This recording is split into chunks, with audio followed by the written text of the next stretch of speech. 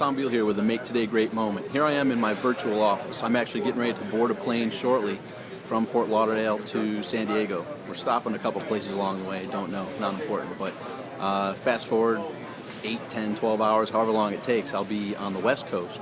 But I wanted to share this important message with you today because I feel it's vital. And you've probably seen a lot of TV commercials about it, and you've probably seen some YouTube videos about it.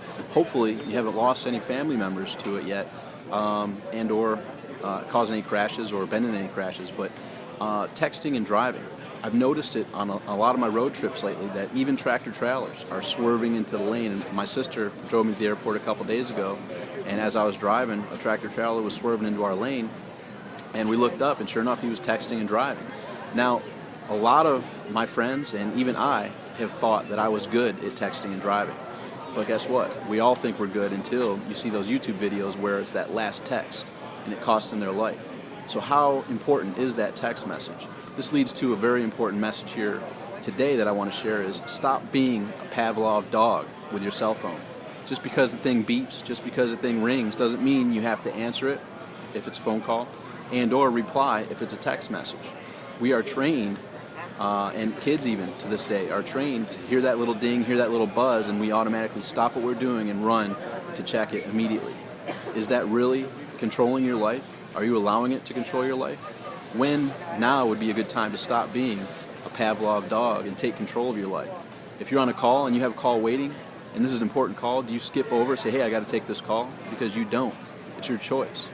Just because someone calls you or just because someone texts you doesn't mean you are obligated to drop whatever you're doing and reply instantly to that message. You reply when it's safe, number one, and when you can, number two, and when you feel like it. For some people you may not even want to speak with or text, but don't feel compelled to have this phone drive your life. And that incorporates now, here I am recording from my iPhone 4.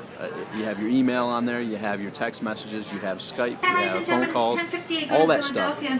You control your life.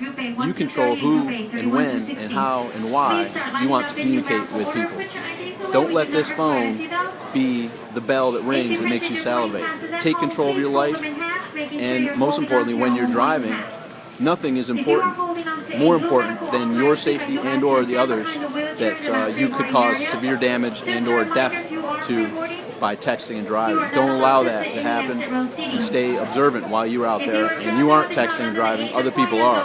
So just be aware.